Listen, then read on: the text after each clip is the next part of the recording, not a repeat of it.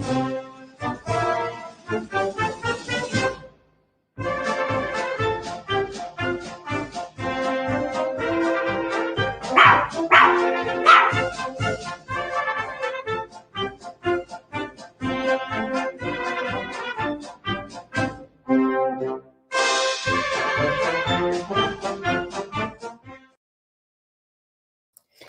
and welcome to Asterix and the Actress. I am Noodle and that is Scummer. Welcome to you if you are in the chat, lurking, or if you're going to be watching at a later date. We're more than happy to have you here today. Thank you for joining us. Scummer. Good. I'm going to say today, because we've had a couple of heavy ones, or the Asterix ones recently. A few weeks ago, we had the secret weapon, and we both got a bit pissed off reading that. Last week, a little bit more fun, but a hell of a lot of problems.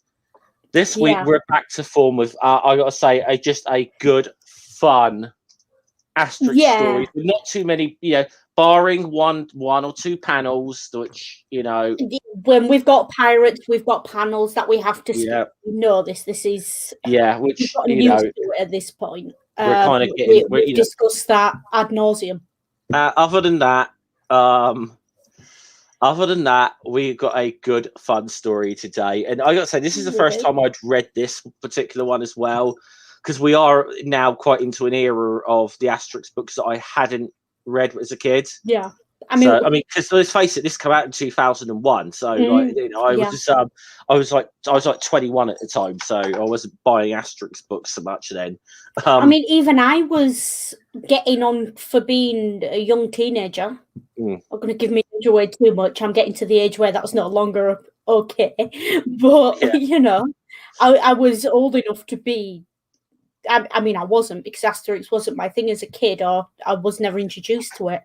But I was old enough to. I remember 2001. I wish I remember 2001 for Asterix rather than other stuff I remember from that year. Yeah, and obviously that's a bit of a concern. Obviously, a little bit of a concern going forward what these books are going to be like, because of like I said, we know how French satire magazines responded to the events of 2001. I mean, to be fair, there's only one more after this. Yeah, I know. And then completely different writer and artist took over. Yeah, we are getting to the end of the day. So, I mean, we're getting to an area. I think there's a few collections of short stories that were published as annuals, which we'll probably go through, of older stories that from the magazine days before they started doing the annuals. So, but we are, we're getting almost. It ain't going to be that long before we're actually have gone through the entire series. So, just to let you know, Noodle and I have been brainstorming ideas for life after Asterix. So, we weren't quite exactly sure what we're going to do yet, but we because we had a lot of fun doing this, we are going to do something together going forward afterwards. So yeah, definitely. I'll tell you what we should do, because we all know I can't apparently manage a computer game to save my life, or I die in it. And you said you were into sort of old-fashioned gaming. Maybe we can do game reviews or something. Who knows? Just spitballing ideas. But yeah, I mean, again, I like this one as well. This one is really fun. I said it to you before the stream. I'm going to say it now. For any Brits in the audience, although I think maybe at least one American will know what I'm talking about. There was a TV show in Britain in, I think, the 70s. I think it was 60s or 70s, called On the Buses, with Stan and his mate. And it occurred to me as I was reading Asterix this week, that's the vibe I get from the good Asterix books. That's the level of comedy. It's very homely. And the thing is, it's a quintessentially British comedies on the buses. You couldn't really, I can't imagine the French or, the Italians or even the Americans producing a comedy like that. it's very sort of nudge, nudge, wink, wink. How's the wife? You know, Yeah. the manager's got a mouth on him, and look at that. You know, it's very sort of that kind of comedy. You get the very feeling fun. that the people who did the lot of the translations for this were going for that as well. Like the people who did the English translations. Yeah, and it has that feel to it. It's got an almost nostalgic British comedy feel. I wouldn't say it's as I would say it's a bit more it's a little bit more wink wink nudge nudge than Only Fools and Horses. It's not quite as risque as the Carry On films. That's sort of the level I'd put it on. I'll say it's better humour than the Carry On films, but I'm not a fan of the Carry On films myself. I think there's about 3 that I can watch once in a while. Yeah. And that's only if there's nothing else on TV and it's Sunday afternoon. Yeah. So yeah, Ringer's saying he saw a couple of clips that popped up on TV randomly. Yeah, so I know Ring will be aware of what it is because I think I made him sit and watch quite a few on the buses. Yeah. So it's a nifty comparison that I wanted to make. But we've talked for going on for 7 minutes, so I think it's time to dive in and have a go. Yeah, let's have a look at the book, see what's going off here. Yeah. So let's add this to our screen and off we go. Yeah. So we start this. The lads have gone out hunting. Yeah, and they come back and you know, with helmets and bows aplenty. Yeah. And the village is deserted. Yep. We're going to get into something in a second because I'm actually going to have my first first proper ever criticism, shall we say, of continuity in Asterix in a second. I mean, to be fair, you know, no one ever said these stories came in order. So so we say, but we'll get to it in 2 secs. Yeah, we'll get there in 2 secs. I do have to say, I love this image of the village. Yeah, it's got all the major sort of points on it. It's got the bard's house, the little river, the Menhirs, fishmongers. Asterix's house is sort of at the back of the village near the dolmen. It's a hell of a flex for an opening panel, is that? Yeah. And obviously we do say what we've said many times that Uderzo's landscaping, drawings of towns, cities, landscapes, and the village. Is his strong point as an artist. Yeah, I think he really missed his calling as an architect, and I wouldn't be surprised if he had training as an architect somewhere along the line, even if a couple of modules at university in it. So they're wondering have they've gone off to fight the Romans without us, you know, and Asterix point out, so the Romans have clammed up recently. They seem to know their place at the moment. This is fishy. Yeah. So the Romans are no better now. They're basically not attacking right now. You'll live and learn. Yeah. Dogmatics is looking about. Mm-hmm. And it turns out, let me get down to the next panel. Yeah, it's their birthday. Yeah, now this is my first continuity issue. I knew you were going to this. It turns out we find out here that Asterix and Obelix share the same birthday, and not only that, they were born on the same day. Now, Obelix's birthday was a plot point in Obelix and Co. There's fuck all mentioned about it being Asterix's birthday. Yeah, so I think this is a retcon. Yeah, a little, just ever so slightly, because I'm sure Uderzo did not think like 20 years after he read this, he had 2 random Brits on YouTube going for all his fucking books, pointing errors out like this.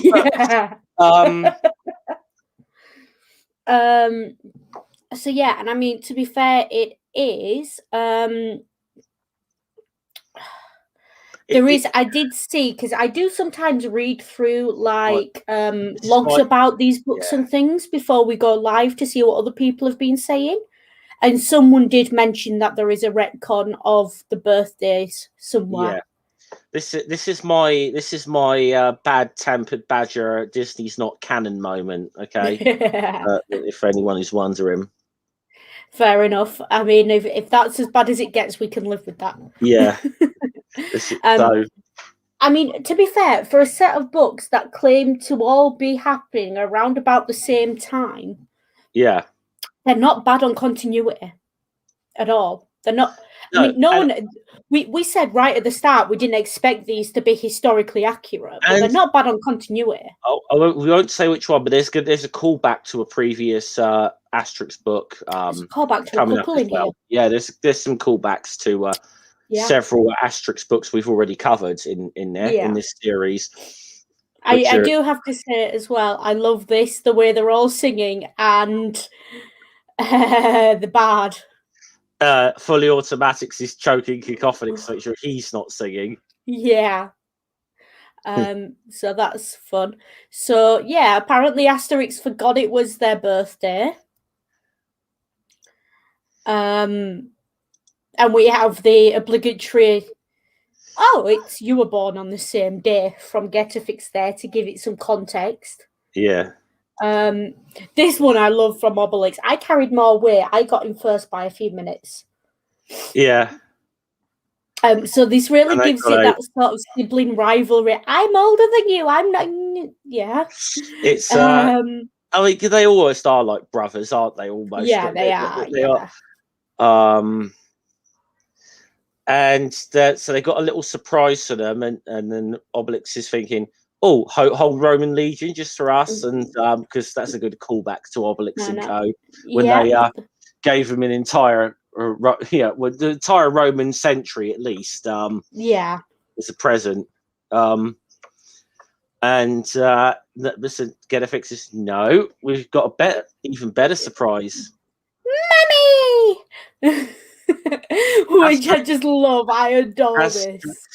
Obelix's mothers are here. I absolutely adore this, especially after the last couple of weeks of some quite toxic ideas about gender roles and things. Yeah. It's nice just to have wholesome family gathering. Yeah. Like, it's just wholesome is this panel. Oh, it's a lot of fun, this, isn't it? It's just...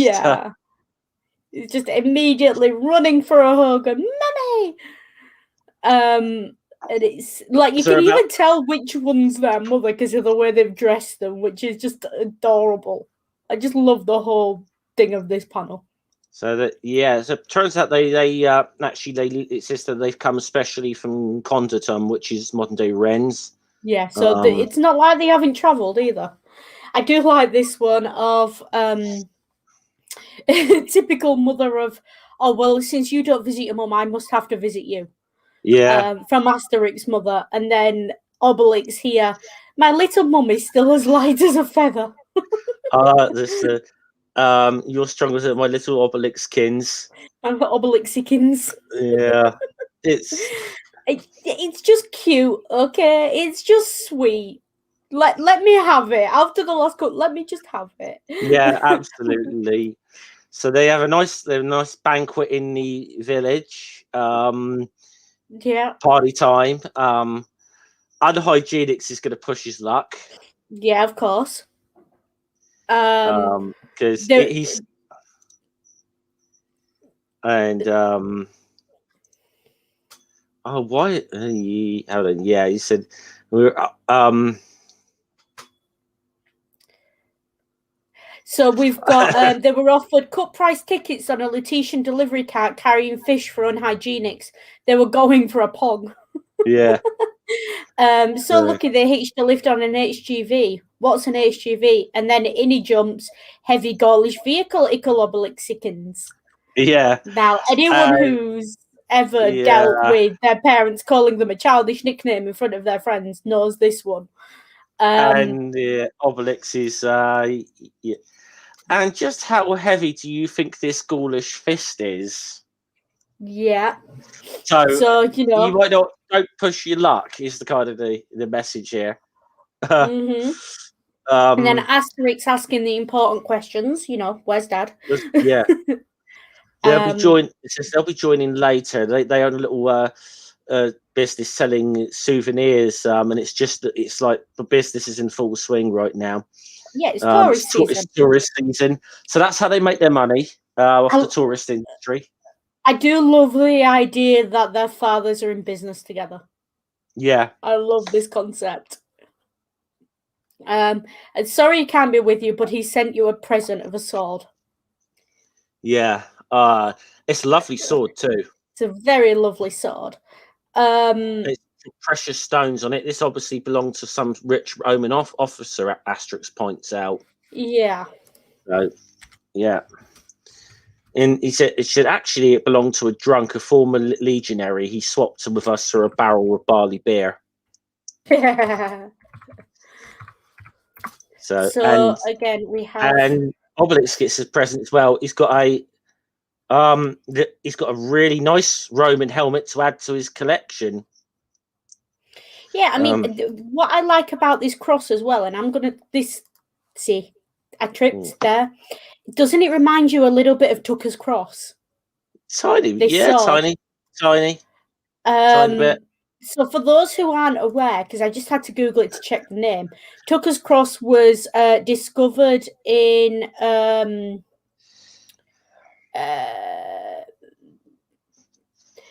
it was found in a Spanish shipwreck, and it's a gold cross, quote, an emerald studded 22-carat gold cross. Discovered in 1955 from a Spanish galleon that wrecked in 1594 and was sold to the government of Bermuda. I think Tucker's Cross was one of those. There's that one, and then there's that other one about the pirate treasure where there's a big gold cross involved somewhere, isn't there? Yeah, I forget the name of it now, though. That rings a bell, yeah. So, yeah. So they got that. Now, I love this that she's saying like he left us this helmet, so you can add this to your collections or Obelix Wixykins. Yeah. And you see, Unhygienics is trying not to laugh. Anyone want to try this helmet on? If so, I'm ready to jam it on his head hard. That'll teach him to try things on with me. And then he's pushing his luck here, Unhygienics. I think he might be realizing in this panel that, yeah, maybe I might want to knock this off now. Yeah. I mean, to be fair, we've all got that one mate who likes to have a dig.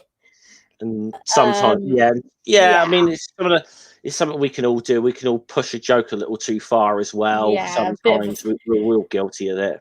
I think as well, though, what I like about that is quite clearly Obelix's relationship with his mother is sacred and you don't have a dig. So it's just nice and wholesome. And I just protect this wholesome content, please. Yeah. It's just cute, okay? Now, meanwhile, in Conditum, this I just again with the it's just pretty. Look at it. Yeah. It's got that beautiful ramshackle side of the river look to it, but it's also just check out, in the background, the villa on the hill and the column, and it's just this is and do you recognize the column? Not from that. Not from that. I don't. Or do you recognize what it might be?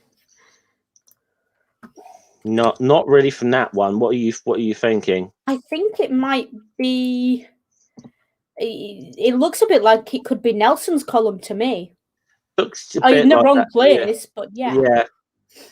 Or obviously, you can think Trajan's column as well, or it's very much the very much wrong location for Nelson's column. Yeah. Very much the wrong location, but it's got the look of it. Yeah. So, talking here, they say Gaulish pottery is an excellent investment, bound to appreciate in value. It's got a great future ahead of it. Yeah. So this is Asterix and Obelix's dad's here. Typical sales spiel, and they've got Egyptians visiting, they've got Romans visiting. Yeah. We have menhirs and all sizes available, handcrafted and signed from pure Moroccan granite. Now you know where Obelix is sending his menhirs for sale. Yeah. They got this little baby menhir there. That's these like little trinket ones, aren't they? Yeah. You can see these two as well. They do look like an older Asterix and Obelix. It's really well drawn. It is really cleverly drawn. It is them as old men. Yeah. And I do like this one here with the unused helmet and the slightly used helmet. Yeah. That's fun. It's got a lot of little good puns like this, and little jokes like this in this. There's one actually I know Noodles will get to it later. There's one I missed when reading this that Noodle picked up on, which we'll get to later. Yeah. So they've had a good day on sales, off they go. And then they're saying, well, it's been good, no, let's put off going off. Yeah, I like the names. So you notice the names of the two of them. Yeah, Obelisk Codex and Astronomics. So you can see it's almost like Asterix and Obelisk are going by some version of a patronymic. Yeah. Yes, we all know how Noodle feels about cute and wholesome. I like that one as well. Hashtag Erdurzo Flex. Yeah. Hashtag Erdurzo Flex, actually. So they've not got a bit of beer and roast boar.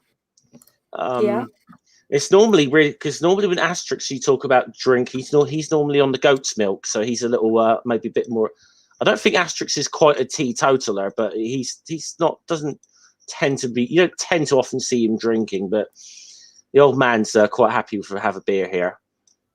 Yeah. So and now they like a drink, which I mean, fair play. Fair, who doesn't? Fair play. By the way, and come on as well. Their wives are away here. This is that's exactly what I was about to say. When the cat's away. The mice are going to play. When the cat's away, definitely. Yeah, I mean, I don't drink much when things about things teetotal, but I'm, when the cat's away. I am drinking today, so because not only we got this stream, we got a very fun stream coming up later as well. I might have a drink for that one. Which is good. When we go to Ring's channel later, we got a very fun stream coming up. So I should clarify, Ring never actually says to me don't drink or anything. I just feel bad drinking when there's someone teetotal in the room. I just view it as more for me. Fair. Yeah, but I don't like getting drunk when there's sober people around. That leaves evidence. But anyway. It's kind of the whole thing of it's kind of the whole thing that probably when the wives are away, like no, we're just gonna have a quiet night in. Maybe order in a Chinese and watch Match of the Day. That'll be then go to bed. No, do you know what it is? It's Friday lunchtime, and you've gone. We're just going to have a swift half over lunch, and a swift half becomes a pint, becomes two, becomes, well, we can't go back to work now because we're too drunk to work, so we may as well start the weekend early. Becomes, let's have a couple more so the wives don't realise we've knocked off work early. Becomes, when work should have finished, we're already a bit pissed, so we might as well stay. Becomes, maybe I'll roll in later. I'll just say, Ring, mate. You don't have to justify yourself to, it's your, So to be fair, with Ring, it is a health thing, but they don't have to justify themselves anyway. It is a health thing with Ring, although they are still a lightweight, regardless of the health thing. I do tease. Everyone's a lightweight compared to the average Northerner. Don't worry about it. We go up against the Russians and the Scots. I'm willing to bet Noodle's going to drink me under the table. So. Yeah, probably. That's probably not a good thing the older I get. When I was young and 21, that was something to brag about. Not so much now. I seem to be one of those people that I drink for ages and ages and ages. It doesn't have much effect on me, and then all of a sudden it's just like, boom. Okay, yeah. I'm done. There are certain drinks that do that to me. Cough, Appleton, cough. Wine hits me very quick. Beer I can drink quite a bit of. So. Cider, believe it or not, hits me really quickly. Yep. So yeah. I think because cider goes down so nice, I drink it and I don't realise I've had about 3 pints. Is it a worrying sign that I've got like this by my windowsill all the time? No. It's if you have to replace it repeatedly that it becomes worrying. I can have the same bottle of drink on the side for months. I've had this bottle over for 4 years now, so. Well, there you go. Then it's not worrying. If you'd had it for 4 days, I'd be looking at you and saying, "Are you okay?" Yeah. But, nah. Yeah, I got that in 2017. Yeah. And I'm only about halfway through it, so keep hold of it. It's a little nightcap I have now and again. You know what it is? Keep hold of it. After a few years, it'll count as an aged drink and it'll taste better. Yeah, so here we go. I'm sure it's like 10 years old when I bought it. So fair enough. They've had a drink. Meanwhile, yeah, back in the village, there's mother's doing work around the house because that's what mothers do. Because Asterix hasn't cleaned up in donkey's years, and when you're going to get married. And when you're going to find a nice... I feel sorry for Asterix here. Not because of the whole marriage thing, but I know what it's like to live somewhere and your mother walks in and immediately starts cleaning. In my defense, I was a student, but I know what it's like. And it's annoying. Because you've got everything right where you want it. It might look like chaos, but it's my chaos. Thank you, mother. And then I can't find anything for a week after she's finished. It's a pigsty, but it's my fucking pigsty. Yeah, it's mess, but it's my mess. Thank you, mother. And I used to have quite the running gag with my mum that she came to visit me at uni because I couldn't afford a cleaner. But then there's the other thing of she's gonna get on her. She's gonna get in on her son. Why? Yeah, when you settling down, getting married, you know. Because I mean. She's kind of got a fair point for the era because Asterix and Obelix are strongly insinuated to be late 30s, early 40s. Yeah, we don't. Yeah, it's not really sort of suggested, is it? They're not young men, are they? Let's be clear about what we're talking about here. Yeah, and I mean, especially in sort of this era. The average age for a man getting married would have been late 20s, 30s after his military service, if not earlier. If he was upper class and he didn't do military service for whatever reason or had a shorter military service, that number comes down. Well, if you, let's be honest, you're upper class. You know, you're probably getting betrothed at a young age. 4 years old. Yeah. Yeah, I mean, they picked Vestal virgins at 3 years old, and that's about the age you start betrothing off your daughters. So you've got to assume it's the same for sons. Although I think sons got a bit of a pass until about teenage years, until they took on the toga, because the idea was they take the toga, then they get a kind of a couple of years gap year, traditionally in Roman culture. This was something I learned that I'm gonna go off on a tangent about for a bit because it's a bit fun. So what would happen is when a young man in ancient Rome reached his manhood, he would have a symbolic thing where he took off his childhood clothes and he had his first shave, and he put the toga on for the first time, the toga virilis, which symbolized that he was a man and a full citizen of Rome. And there's this concept in ancient Roman writing where the first sort of year to 18 months after they get the toga, they kind of say that the young men act like they're drunk, like they're drunk on their new freedom, because they can go about and do anything. So it's kind of there's kind of a bit of an attitude of, for the first sort of year to 18 months after they get the toga, of boys will be boys and let them get it out of their system, because then they're going to settle down and, you know, do their military service and everything else. Let them get it. It's quite fun reading it, because you know there's very, very explicit descriptions of, oh yeah, let the boys sow their wild oats, and fathers giving their sons money to go to the brothels and, you know, the bathhouses, and go have a good time, enjoy it now. In a way, that's an attitude that still somewhat persists to this day. Yeah, kind of. I think it persists more in America, where the drinking age is 21, and they don't really expect anyone between 21 and 23 to know how to drink and handle themselves. But it's certainly an attitude that certainly the era I grew up in, when it was the height of the lad culture when I was a young man. It's very much sort of, you know, the song House of Welcome to the House of Fun. Yeah, madness. Madness. Yeah, it's kind of that, isn't it? You've come of age, and, you know, 16, big boy, drink. Let's find you a bird for the night, you know. And your rites of passage of coming through as a teenager were your first pint, your first bird, your first whatever else. And it is that kind of culture, and it goes way back. It's almost a fraternity culture. Yeah. Because the idea was that all these young men who had taken the toga around the same time would be peers and would interact together. And it's almost like I mean, I don't want to make it sound more than it is, but everyone's heard of the Bullingdon Club. Yeah.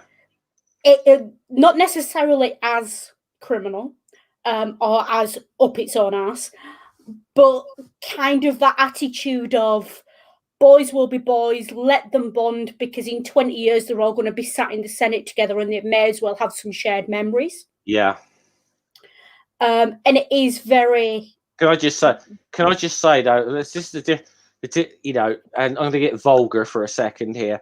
Can I just say that this is the difference between, should we say, working class British lad culture and upper class British lad culture is working class lads don't tend to get blowjobs from dead pigs' heads. No, they don't, and they do. You know, there's none of that going on. Yeah. So there's a line. There's a line, because you don't do anything you'd be ashamed your mother found out about. Yeah, because if you actually do that in Britain, you know, you actually stick. Yeah, you know, stick technically that. It's illegal, so you know. Technically, yeah, you stick that in a dead pig's mouth or something when you go on to become prime minister. Yeah, and we know that job only exists for certain people. So yeah. But you know, allegedly, we must say allegedly. This is all allegedly, of course. But in a way, though, as I said, as just go off topics like this and the noodle that I was saying earlier, as bad as that was, it still shows that they still it's awful as that is. It still shows they had a little bit more interesting than the current leader of the Labour Party. So. Yeah, but the current leader of the Labour Party is a drip, so... Yeah, well, as I said, how did they manage to find a leader with even less charisma than John Major? How is that possible? They went to the upper classes. Yeah. Let's not go off on too much on tangent there. Yeah. Anyway, we're going well off topic here. We're going well off topic. That lad culture, just to... It happened to lassies as well. I was 18, you know, finished college for the day, went home, and parents said, right, come on, get changed, we're going to have for a drink. And getting to the pub, and Dad turns to me, pulls his wallet out, hands me a note, and says, "Go on then, go get drinks. You're barmaid for night." Because I turned 18 and I can go order a drink at the bar now. And it's that. Don't forget to get yourself one. It's that attitude, and certain rites of passage that you go through. I already smoked before that, but the first time I turned 18 and suddenly my mum says to me, "Oh, you're coming out for a cig?" And the idea is nothing parents can do to stop you now. Yeah. You've hit that age where anything you do now is your own problem. And so we get back to the story. Asterix has been saying, like, it's about time you stop leading this wild life, my boy. And meanwhile, Obelix is getting his mum's cooking for him, and I've got you a little surprise. She's got I don't think he looks too impressed with the fact that she's cooked him soup. A good nourishing soup with vegetables. knowing his penchant for wild boar. His expression there. Yeah. But he's clearly not pleased. There's something. She's getting on his case as well. Like, well, Obelix, when are you going to get yourself a nice wife who's cooking? Yeah. Healthy, well balanced meals. And it's so they're getting. Like, even Dogmatics is hiding at this point. He doesn't want anything to do with it, and poor Asterix is choking on his soup. A bit hard to swallow that idea. Meanwhile, in Conditum, as we said, the cat's away, the mice are playing. So Asterix and Obelix's dad's here. They had a night on the tiles. And they've done what every drunk has done at least once. Yeah. And they've got mawkish. and they're all nostalgic. Yeah. Which I think is just adorable because we've all seen it. We all know at least that one middle-aged person who gets into their cups and just, when I were a lad. Starts reminiscing about the good old days. Yeah, when I were a lad, I've done it a couple of times myself. It's like, suddenly, it's like. I mean, to be fair, I don't need a drunk to do that. And it is, reminiscing about. It does seem, because it's less and, especially like recently, it's less and less that I meet up with like my sort of really good mates who I grew up with and whatever, because everyone's sort of moved on, got married, had kids, all that sort of thing. So when we do meet up, there is this tendency to go and talk about the old days a lot. Yeah, glory days and all that. Talking about all our old war story types, and things, and back in the good old days when we ran around and we misbehaved and we could stand up and sit down without making sounds. Yeah. Again, another song to make reference to is the Springsteen Glory Days. Yeah.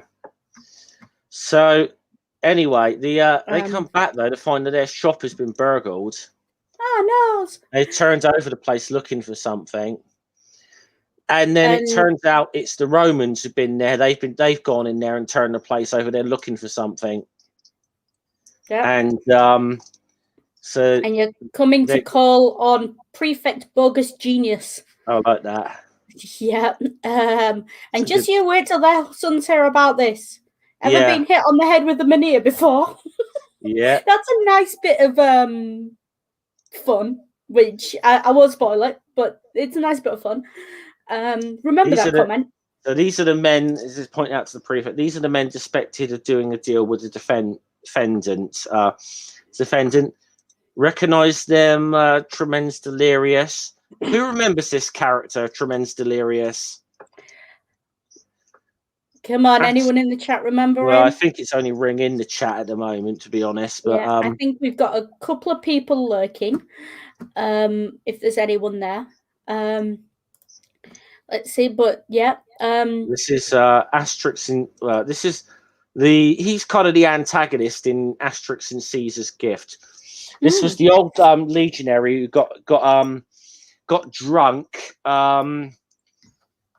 got drunk and used insulting language about Julius Caesar, and Caesar, to have a bit of fun with him, grants him his plot of land that he gets for his 20 years service, and gave him the Gaulish village as his plot of lands.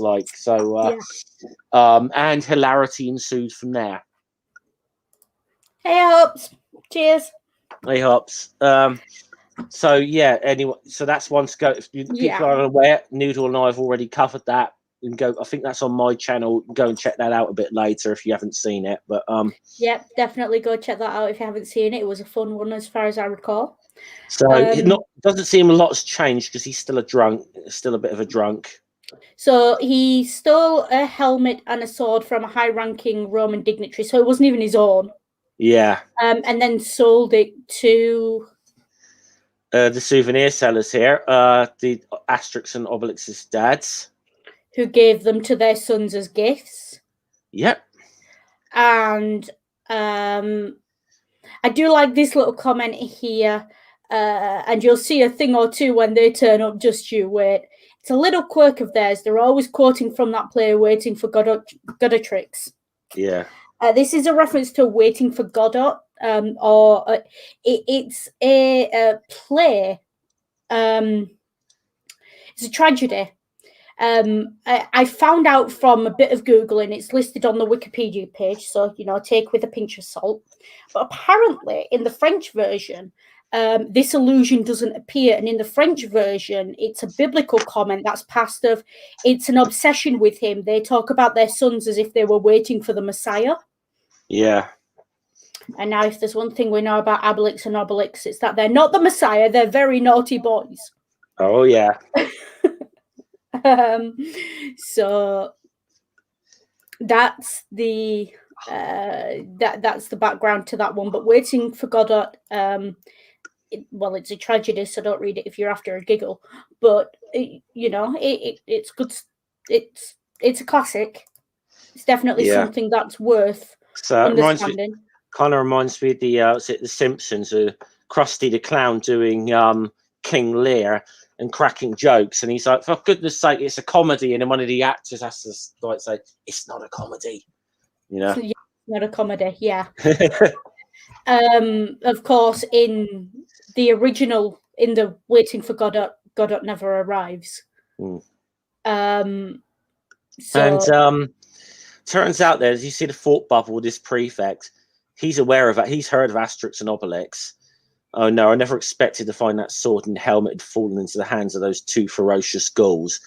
So the reputations preceded them. Yeah, they've now. Which kind of makes you wonder why if he knows about the Asterix and Obelix, the most sensible thing he could actually do now is turn the dads loose. Yeah, you would think so, but when are the Romans ever sensible in this series? Yeah, they're not. Especially some of the high-ranking ones, they tend to be a bit bloody greedy and selfish. Back in the homes of the two ferocious Gauls, life is passing by peacefully at times, and we'll see how ferocious Asterix and Obelix are at the moment. Yeah, we see how ferocious. I like this one with Asterix because everyone's got this memory. Stop waving your arms about Asterix, or you'll never get your hair washed. But Mum, there's soap in my eyes.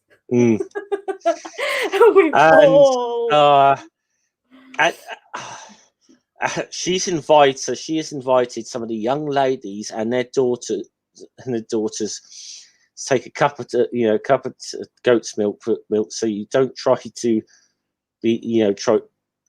be polite to them. Do try to be polite to them. Yeah.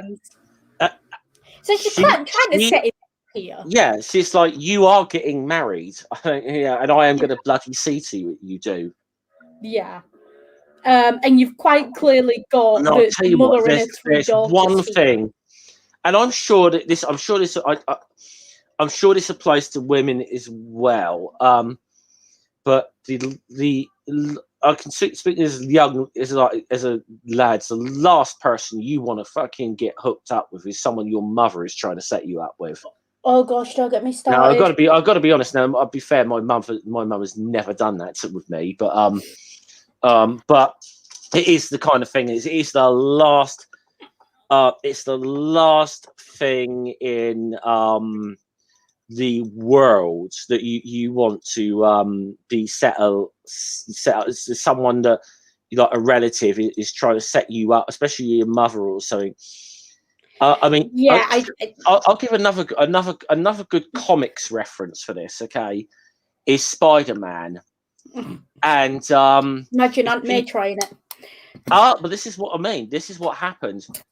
This is what happened in the comics for like ages. Aunt May was trying to set him up with the girl next door, Mary Jane, who you don't really sort of see, and Peter hadn't seen, and he did everything he could to avoid me taking the Mary Jane out on a date, because she's a nice girl, she's a sweet girl next door or whatever. And then there's the famous singer. He finally has to bite the bullet and take her out, and she comes out, and then he opens the door, and then there's this gorgeous, stunning redhead in front of him, and the first thing she says to him is, "Face it, Tiger, you just hit the jackpot." It was like yeah, like if you want to go, yeah. So it's one of those iconic panels in comic book history. Yeah, I mean, granted, I had it a couple of times as a teenager. Parents or occasionally extended family. I had an aunt who was convinced that if I wasn't married by the time I was 25, I'd be a spinster.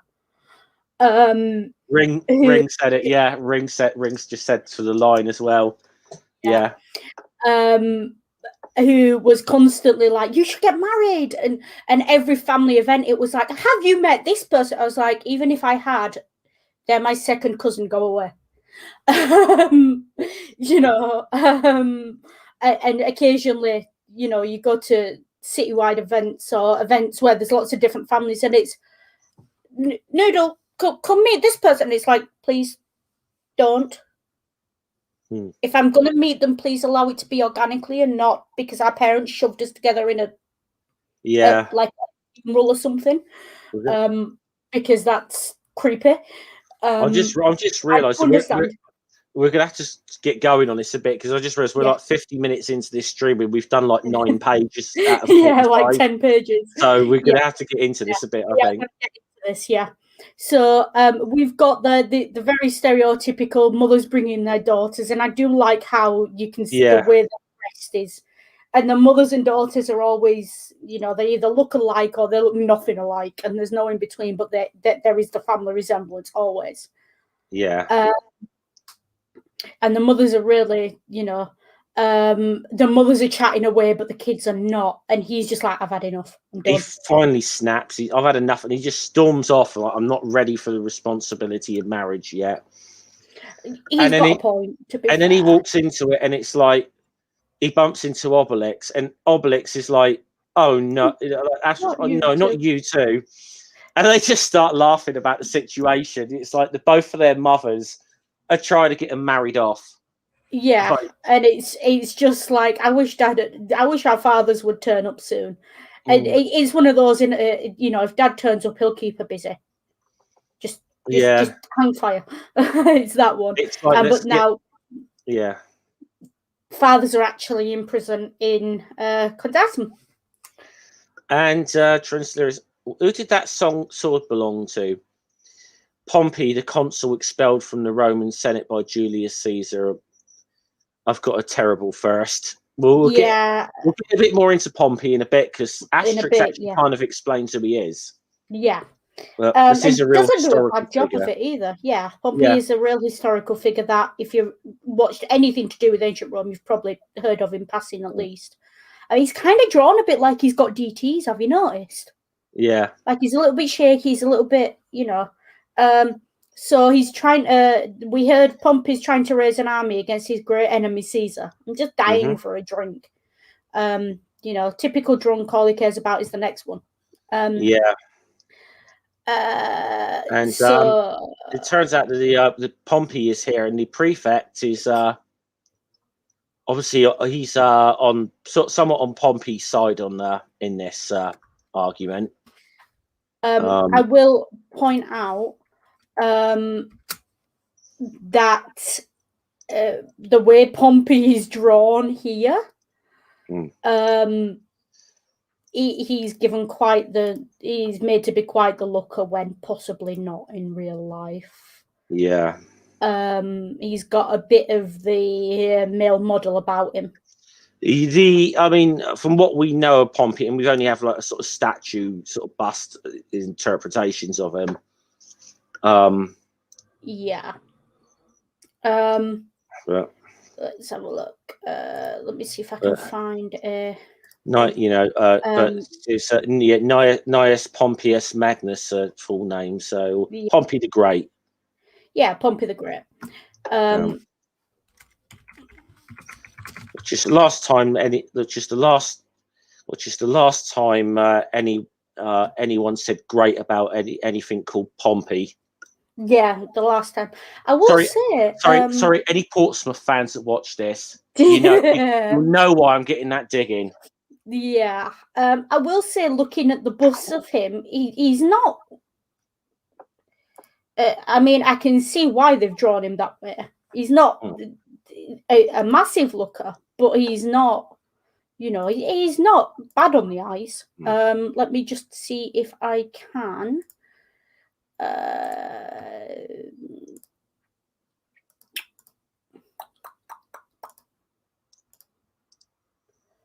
Is this one. So again, content warning, adult content here. Let's not zoom in any further. Okay. But that's so again, he a bit of a looker, but not in the way that he's drawn there at all. Quite clearly, they've taken that and taken some. Yeah, I don't. It's not supposed to be. I mean, like the one of Caesar, the depiction of Caesar in these books sort of looks somewhat like Caesar, but I don't think this is supposed to look anything like the real Gnaeus Pompey. No, Pompey, and you've got to understand as well, things like this statue, heavily influenced by propaganda. And if we know anything about propaganda, that when someone asks for a statue to be made of themselves, we are very careful about what that statue looks like and whether we believe it's accurate. Yeah. Particularly if it's showing organs, certain organs, should we say? Yeah, because enough said. Enough said. I think. Yeah, just on that one, if you're looking at ancient Roman Greek, you'll find, shall we say, the vegetables are usually much larger than the meat. Yeah. And that's because that was the ideal at the time. Okay. So I'll get us back to the story. I think we need to back to the story anyway.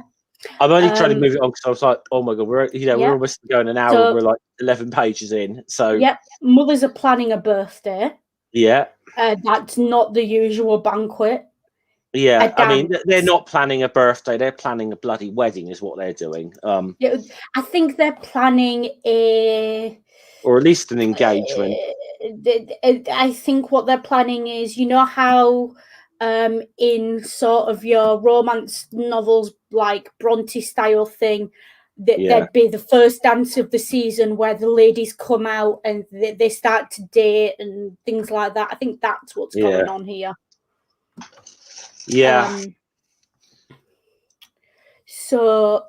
However, they're not really looking forward to their birthday banquet at this rate. But now the old men are like, why are our sons not showing up to sort of rescue us out here? Well, they'd have to know we were here. And now Bogus Genius has got a solution to get the sword back from Asterix and Obelix. Here it is. And he's, like I said, he knows who they are. He's done his research. You got to give him credit. He's done his research on this. Yeah. And then we got this beautiful blonde coming out here. Yeah. Now the great she was in last week's. But at least you think this is looks like Panacea. Yeah. Who is the beautiful blonde-haired Gaulish girl that obviously is married to someone else, but Obelix has been had a crush on her for like ever. Yeah. Ringer's just hit it on the head. I just have to quietly detract from this for a moment. It is a truth universally acknowledged that a single man of good fortune must be in want of a wife. And that's the whole thing with the mothers on this. That is definitely, they've definitely got a little bit of the Mrs. Bennet about them. So now we've got Panacea, who's not actually Panacea. She's the great tragic actress La Traviata. Love that name as well. Yeah. La Traviata is an opera, a tragic opera of, are they technically star-crossed lovers? I think he dies at the end in his arms. I'm not an opera buff at all. I know the plot vaguely. It's not one that I particularly have a lot of interest in. I even have to brush up on rock opera for next month anyway. So yeah, I need to do that. But yeah, La Traviata is basically, she's an upper class girl. No, she's a courtesan. He's an upper class boy. What is she? Is she a courtesan? Yeah, she's a courtesan. He's an upper class boy. Yeah, they're in love, but they can't get married because it would be improper, because obviously she's got this man who likes her. So she leaves him. He's brokenhearted. They spend their lives apart, and then near the end, he finds out that she loved him all along and goes to find her, but she's dying of consumption and dies in his arms. Very typical tragedy. So we got the actress here. So it's very obvious that they're going to send her into the village, get her to pretend to be Panacea in order to get this Pompey's sword and helmet back here. And Pompey is a little, I think he's a little suppose the real Panacea turns up in the village. Never here. She lives in here in this city with her husband. But suppose I love this. I suppose La Traviata's charm doesn't work. And look at her reaction. And suppose this pompous idiot Pompey stops asking stupid questions. I will point out, diva. Yeah, bit of a diva. I will point out, though, this is really good characterization, because Pompey, for all of his faults, which we will get into, I'm sure, was a fair strategist and was very good at spotting the holes in various strategies and plugging them. Pompey had a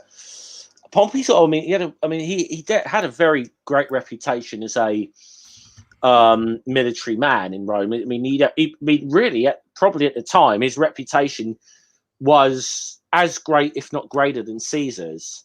I mean, although I know some modern historians I have read this, have noted on a few of the campaigns, that Pompey seemed to come in at the end of a lot of them and take the glory for a lot of should we say, when other people had done a lot of the hard work.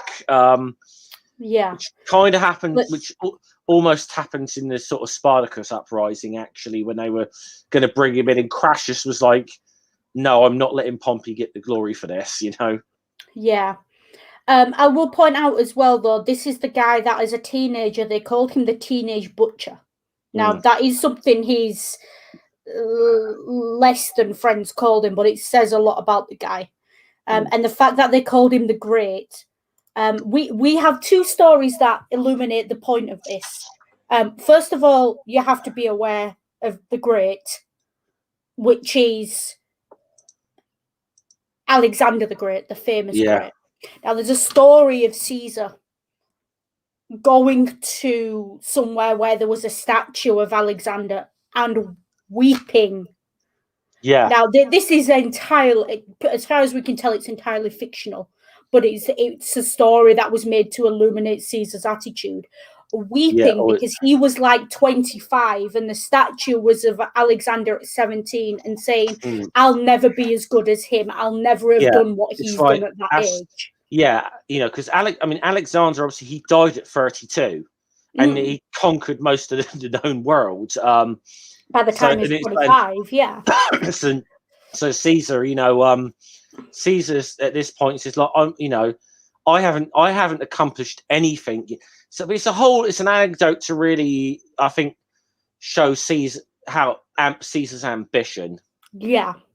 It is. It's an indication. But the idea that Pompey was called Pompey the Great after Alexander the Great, tells you everything about the dude, or at least what people thought of him. Yeah, we should clarify this. These names that you see attached to sort of Roman individuals tell you very little about the person themselves. Tell you a lot about the perception of the person in their own context. As Rings just put it here, Pompey was the brain, Caesar was the brawn, and Crassus was the bank. I'd probably, first of all, not that Pompey, Pompey. Yeah, not Pompey the city. He didn't go bang. He didn't blow his top. As in Pompey, as in the nickname for Portsmouth, Pompey. Yeah, Ring wouldn't know that. Ring's American. Yeah. But I'll type in the chat. But I would be more prone to say Caesar was the brains, Pompey was the brawn, and Crassus was the bank. Yeah. Rather than Caesar was the brawn, because Caesar was definitely the brains of the outfit. He was very, very intelligent general and a very intelligent statesman. Oh yeah, I mean, I think I think as a general, a lot of people said Caesar. There's been better strategists than Caesar for historically, but Caesar was very smart in motivating his troops to fight like hell. He was very good I think Caesar had that was his great rare mix of pure audacity, a good relationship with his soldiers, and just enough brains that the shit he came up with worked. He's very much, he's a bit of a Jack Sparrow figure of... As a strategist, you're mad. Of course I'm mad, otherwise it wouldn't work. I mean, as a strategist, I probably wouldn't rate him anywhere near someone like Alexander or even the Duke of Wellington or something like that. As a strategist, I wouldn't rate him that highly. Strategist, but I'd say he had a lot of the sort of things that they had, like the audacity of someone like Napoleon. He did, and the thing Lee, is, you know, Caesar built a career on his audacity. This is the man who, when he ran for his final term of consul, literally got himself in so much debt to run for it on the off chance he'd be elected again, which was definitely not guaranteed. But if he'd have not been elected again, he would have ended up in a debtor's prison and probably ended up a slave. Let's put it this way: we probably would not. We wouldn't be talking about him now. Probably. We wouldn't be talking about Caesar now. His name would have been forgotten to history. Yeah. He was a very audacious, a very ambitious individual, and willing to bet everything on an off chance. And the thing is, he was not. Relatively in Roman society, he was not an upper class rich boy. I'm going to have to step out for 2 minutes, Noodle. I need to get some painkillers into me. Cool. Okay. Yeah. So you keep the stream going. Yeah, Caesar was kind of the closest thing the ancient Roman Senate had to a working class boy, working class hero. Came up through the system, worked his way up through the system, and took a lot of risks to get there. And the Senate didn't like him, as we've established from the way he died. Spoiler alert. But he was very much a man for the people, not necessarily of the people, because he was still an upper class, but he wasn't, thumb his nose upper class. He was a couple of generations have worked for it and got him there, and he's gone for it. So he's an interesting character, and anyone who paints him as a villain should have me to answer to, because say what you want about the man, he looked after his people, and I will argue this, because he introduced things like the grain dole and other things in ancient Rome that really looked after the people on the ground. And this is why the Senate didn't like him, because they saw it as popular politics, appealing to the unwashed masses, if you like, and they didn't like it. There's a few modern politicians I can compare him to who have had kind of equivalently politically sticky ends, where they've been stabbed in the back by their own allies, if not literally, then at least politically. But let's not go there because we've already had one political tangent. And I'm going to keep going while we wait for Scummer to come back. So we've got this dance with these girls, and they're all, having a ball, quite literally. And their mothers are watching, and they're not happy because the sons are not dancing. They're sitting on the side, a couple of wallflowers, and a nice girl, but she's got a lisp, Asterix for a dance, and Asterix fingers Obelix, who's blushing, but goes along with it. Twirls her around so hard she gets dizzy, poor girl. But he's not a bad dancer by the looks of it. A bit fast, but he's not a bad dancer. And see him dance the polka there. And now the mother's there's a little bit of sniping there, but it seems to be in good fun. And the Romans are listening out for the music. And this comment here, I never appreciated Celtic music Celtic music so much in my life. And here we go now. The merchant has appeared with panacea. And the Romans have stopped them in the road. And the story is now that she's there, but the only thing she remembers is Obelix's name. That she's got amnesia, and all she remembers is that she's from the village where Obelix lives. A place where a man called and obviously the Romans are aware of this. And yeah, right on, carry on, because no one wants to get into an argument with Obelix. So you didn't see us, we weren't here, off you go. And he is thoughtful about this character, Fast and Furious. And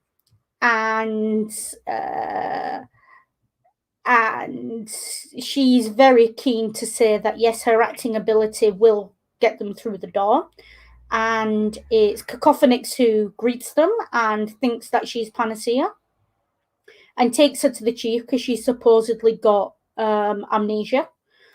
And I do like this. She's supposed to look gormless and like she doesn't remember anything.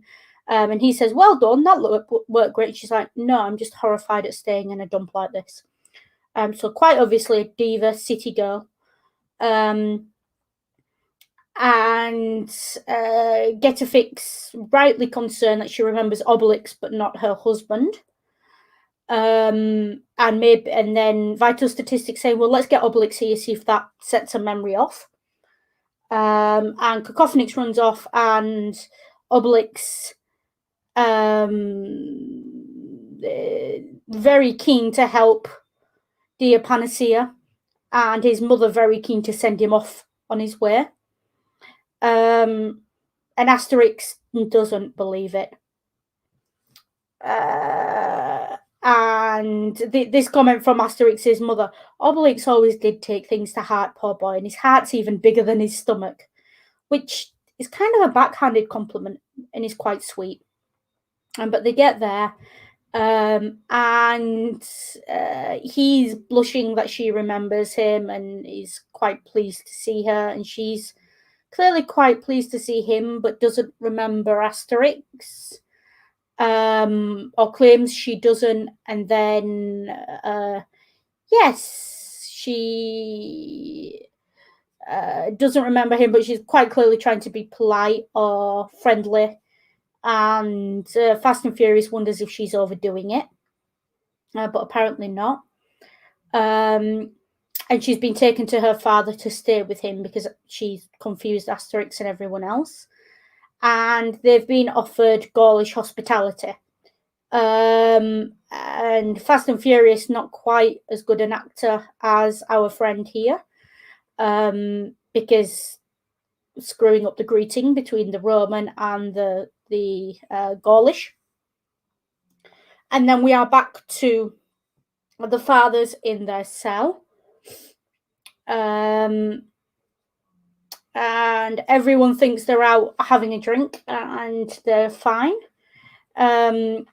And the old man has been granted clemency. The ex-soldier, the ex-legionary.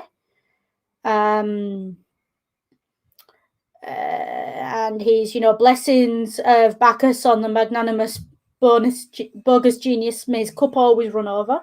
Obviously, Bacchus is the deity of drinking and merriment. All right, I'm back.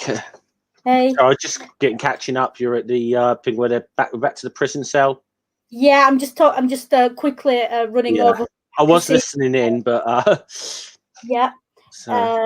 I'm not going to name the politician who you mentioned in the chat because we've been on a tangent already. But yes, that's exactly what I was thinking. You got to highlight that comment ring. Put addressed to me. No, the one beneath. I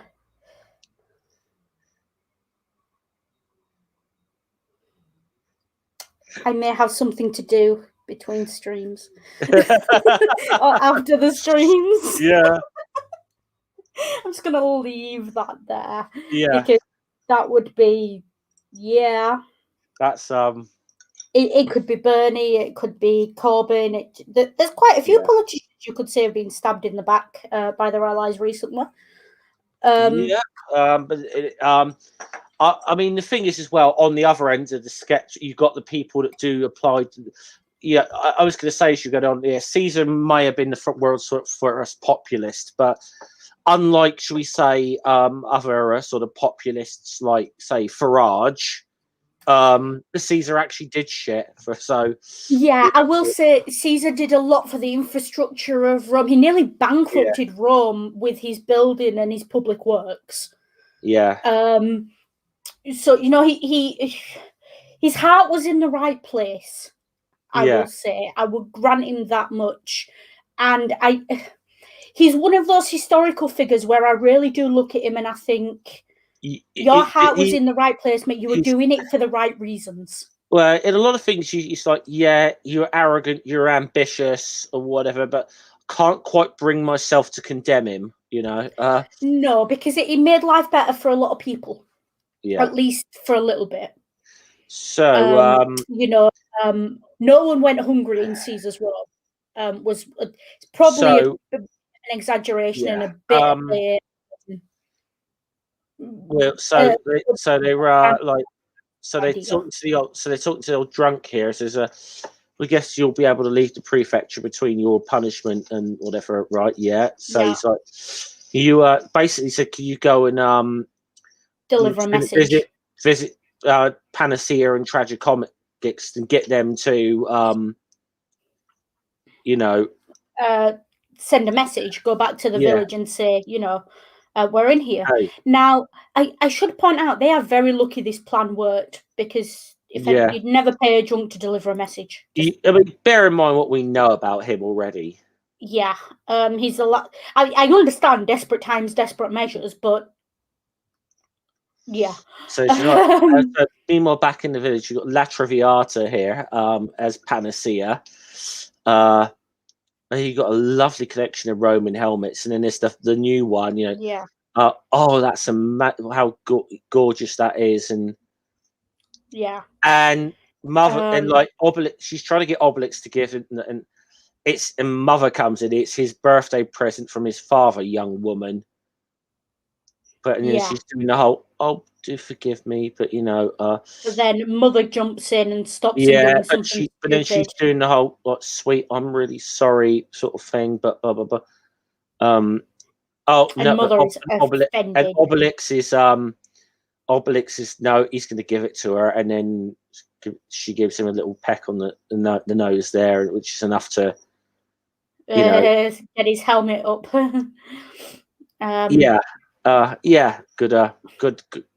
Good pun there, Noodle. I appreciate that one. And Mother's not pleased. Yeah, I don't. She goes and talks to Asterix, and I don't think much of that girl Panacea. I do like the names of the mothers, Sarsaparilla and Amnesia. Yeah. Sorry, Sarsaparilla and I entirely agree. Amnesia has not improved her. Yeah. So Asterix usually is a little suspicious about this, and good you are here. We're off to find Tragicomics. you know, and oh, please don't leave And me alone. she, All this, like, and but you know, you want to find out how tragic comics is. I couldn't care less about him. and don't forget this is supposed to be her husband, so Asterix is Yeah, confused. And Obelix says, you know, he always got into trouble. You know, which again a reference to Asterix and the Legionary.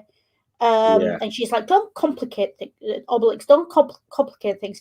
Asterix has got a point. This is, you know, where's the woman's husband? yeah.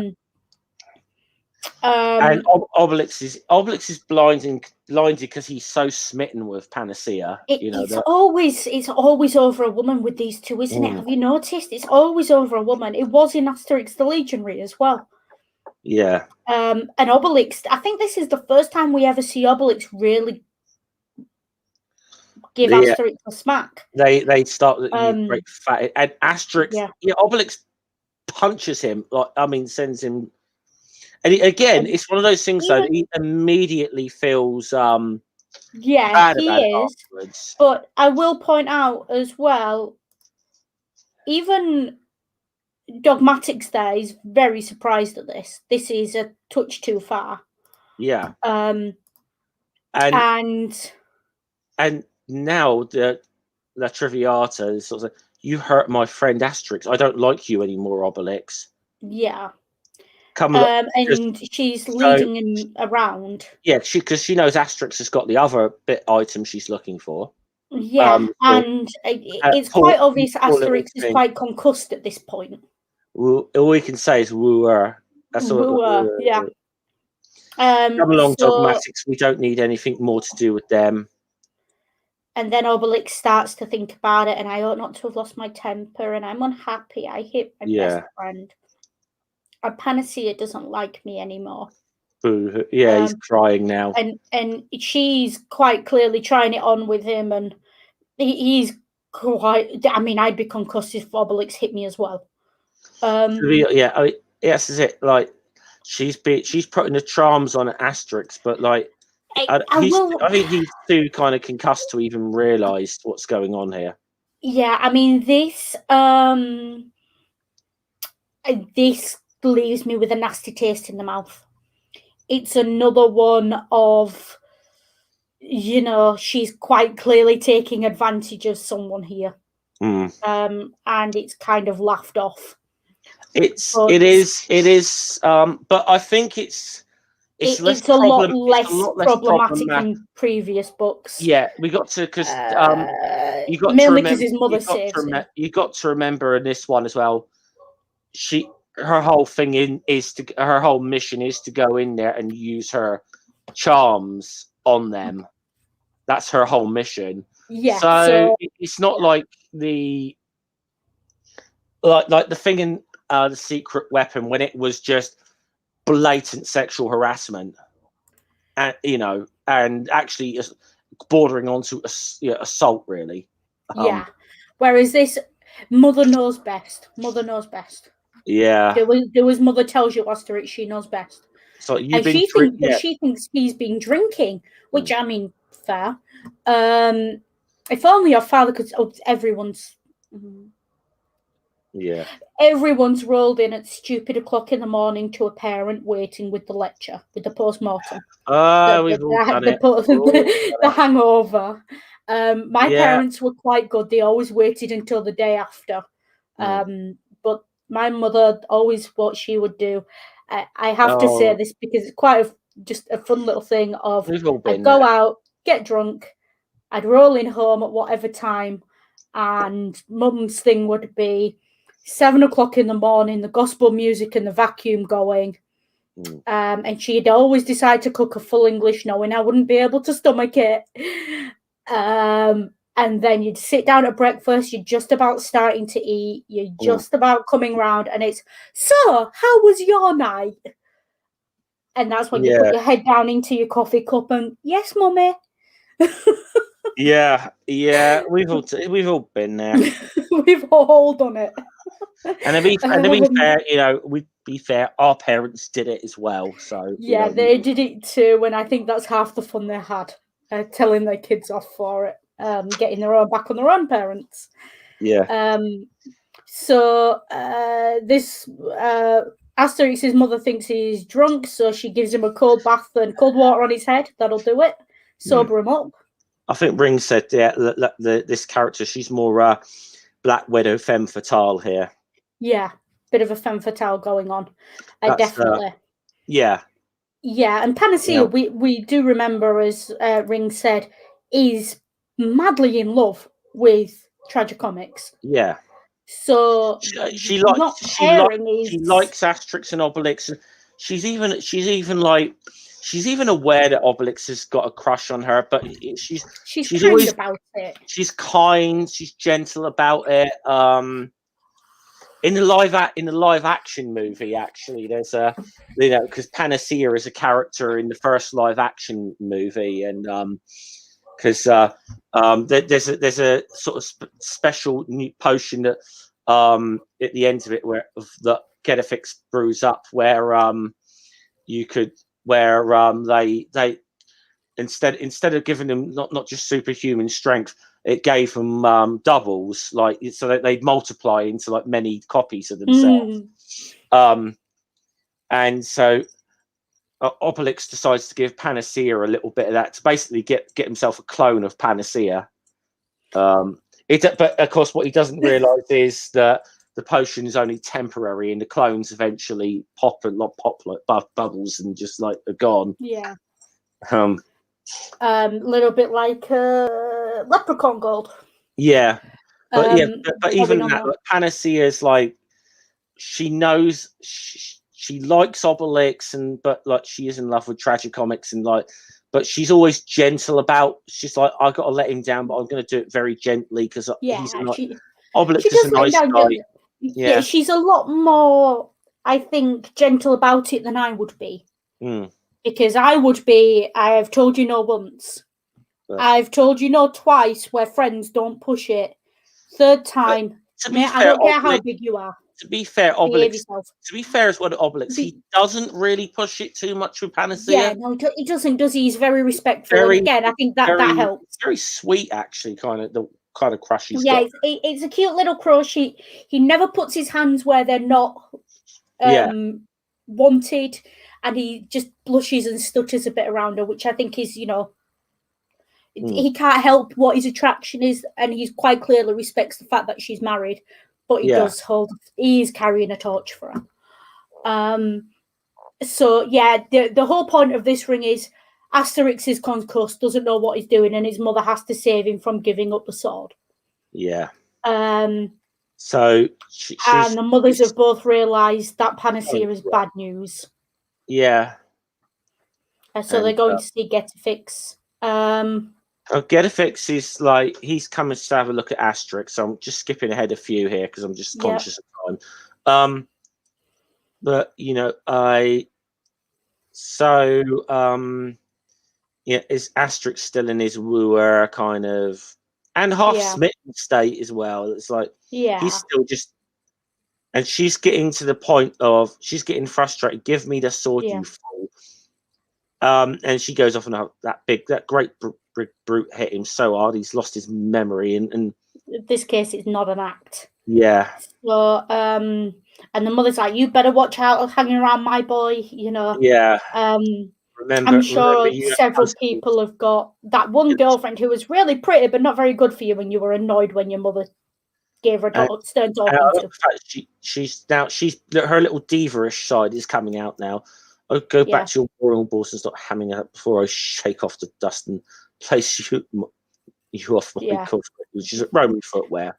Yeah, Roman footwear that actors would wear. Yeah. So, So, and Gedifix, how life in the big city's changed her. Now, so he's come up with this like little pit potion, which he hopes will heal him. And Asterix says, "Yahoo, yippee!" He's become a Tigger. Actually, I think he's partially ticked, but I also think because there's the little almost like slightly love-struck thing about Panacea. I'm thinking Pepe Le Pew here a little bit. A little bit, yeah. It's got that bounce to it, hasn't it? Yeah. Mother doesn't approve. And now my son thinks he's a giant flea. He's gone. And I do like this comment from Getafix of, I may have invented a potion that gives people superhuman strength and turns them into, and another that turns them into granite, and another that makes them revert to childhood. But do you expect me to work miracles? Yeah. Well, all three of those things are biblical miracles, Getafix. So yeah. Kind of. And poor Obelix is depressed without Asterix, and Asterix comes bouncing in. Boing! Glad to see you. And then, can you forgive me? Shake my hands. And then, Asterix is like smashing Obelix up and down when they shake hands. Like, yeah. And he's just bouncing off. Hey, we're still friends, right? Does the way Asterix is drawn in this particular panel here, the way he jumps up and that's very familiar to me, and I can't place it. It's very reminiscent of. Well, it's very reminiscent of the Asterix movie, I think, where he gets there and he's bouncy and that way. Yeah. So Obelix is like, yeah, we're still friends, right? And he's like, yeah, cool. Now he's come up with Panacea and he's like, oh, like we're still friends. You know, it's like you've forgotten your process. He just spins around and whatever. And then he kind of gets her down, lays a kiss on her, like so. Asterix crosses the line here. He does. In fairness to him, he is too delirious to know what the fuck he's doing. He's delirious. He's stunned out of his mind. He is, and he's concussed as well. On top of that, and how dare you little whatever, yeah. And Obelix calls him out straight away. Yeah, your behaviour is unworthy of a ghoul. You must apologise at once. I insist. Obelix is not just because he's sweet on her, but it's like this is unbecoming. This is indecent. You just Yippee is not going to apologise unless you want to get close to the account of my fist again. And then Asterix bonks Obelix one again. Yeah, bonks him one. Well, I never. And you're nothing but barbarians, a lot of you. And he's off again. Yippee, yahoo! And we get our first little insinuation of dogmatics, maybe having a. Yes. This feels like the Valentine's stream, doesn't it? Yeah. This story. It's a bit of a Valentine's theme going on here. Everyone's getting loved up. This little dog coming across here, little female dog. Dogmatics spots straight away. Like, I'm going to point something out that I really love about this. You can quite clearly tell that dog is meant to be feminine, and yet there's no pink anywhere. I love it. Because it didn't fall into the. I'm going to call it the stitch and I'm trap. glad they haven't done it as a poodle, which is a bit of a trope. Yeah, yeah. It didn't fall into the stitch trap, and it didn't fall into the poodle trap. Yeah. So yeah, and then the band stopped playing. Time to face the music. Comes bouncing out there, bounces on the Roman legions, and he's still like. He goes all the way out to sea, then bonks his head on a rock, wakes up like hours later in the middle of a storm. I feel as if he's hungover. Yeah, so whatever it was that's in that potion, left him with a hell of a hangover. Noodle trigger panel warning coming up. Yeah, no, I'm aware. That's why I've stopped here. Warning coming up. We do get a bit of a thing with the pirates. We're not going to discuss it, but there's your trigger warning.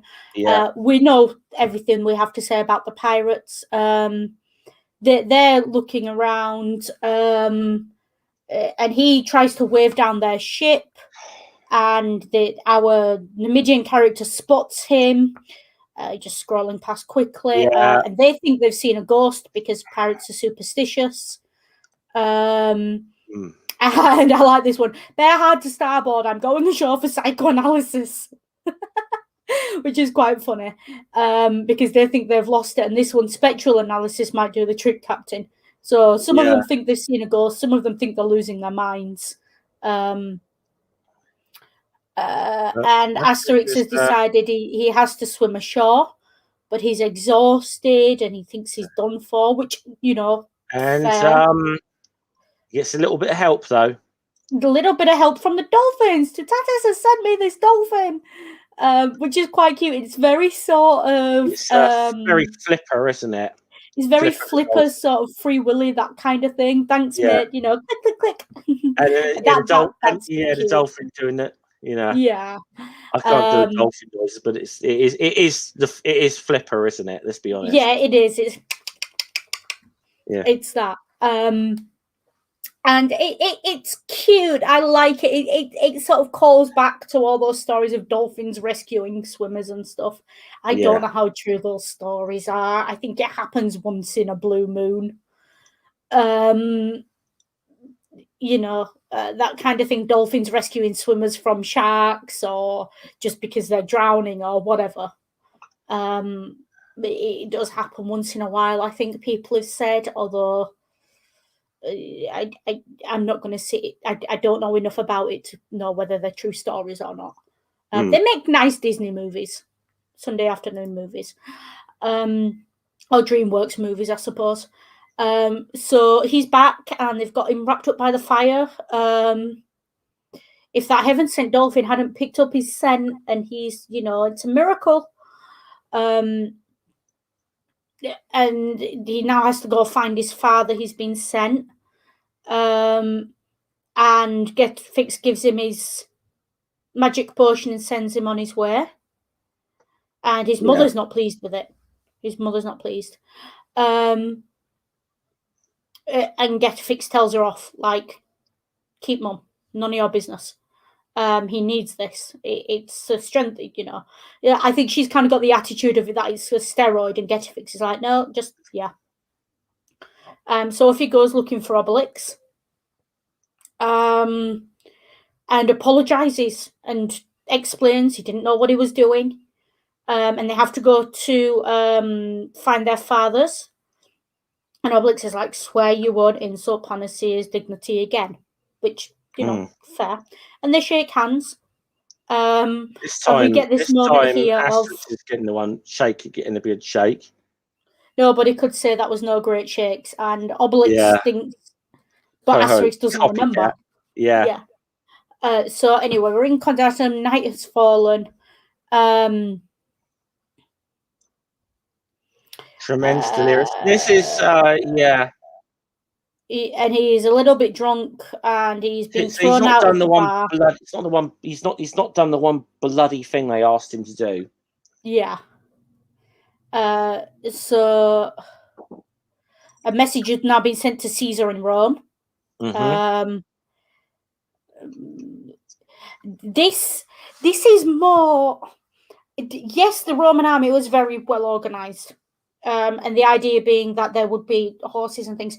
This is actually, more famously, this is a concept that, sort of logistics-wise, that Genghis Khan was more famous for, whereby you would have messengers, and across his empire, in strategic places, there would be stop-off points where messengers could swap horses. Yeah. To the point where I think he could get a message from one end of his empire to the other in something like 48 hours with a strong messenger who didn't stop to sleep. Because they're just one horse after the other, going on and on and on. Yeah. Almost like a postal service. Yeah, well, it was like a runner service. I mean, yeah, which obviously works a lot better when you had horses. I mean, there's obviously the famous stories in ancient Greece about runners. The marathon. Yeah, the Battle of Marathon being the famous one, because the battle happens approximately 26 miles from the city of Athens. Just and the the stories that they sent. Well, actually, the story was about, was it Phidippides, wasn't it, the name of the runner, who apparently they'd already sent to run. He'd already run like 100+ miles to Sparta and back to get help. Then runs to Marathon, and then he does the final run from like Marathon to Athens to 26 miles. And that's what wipes him out. And allegedly, if the legend is to be believed, and I do think it is, a lot of this is legend, collapses in the square of sheer exhaustion, but manages to get one word out before he dies, which is Nike victory. Yeah, Nike victory, which is where the brand name comes from and why it's so famous. There's a couple of different versions. Apparently, some of it is sometimes translated as joy rather than victory. Yeah. So it does. Did I get the name right? I think it was Pheidippides, the name of the runner, wasn't it? I think so. I can spell it, but I can't say it, so I'll type it in the chat. I'm not very good with Greek names. If you've not noticed, I very much stick to the Latin. Greek is not. So me. It's all Greek to you? Yeah, it's all Greek to me. So yeah, he was a courier. He was he'd already been 150 miles in 2 days, and then ran back, and then ran the 25 miles from Marathon to Athens to announce the Greek victory. Nicomen, we win. So anyway, the urgent message is delivered to Caesar by Jupiter. Pompey, not him again. An urgent message for the legate in contact, So message going back now. I mean, this is the funny little thing, that the fact that it's a tiny little scroll in that great big box they've.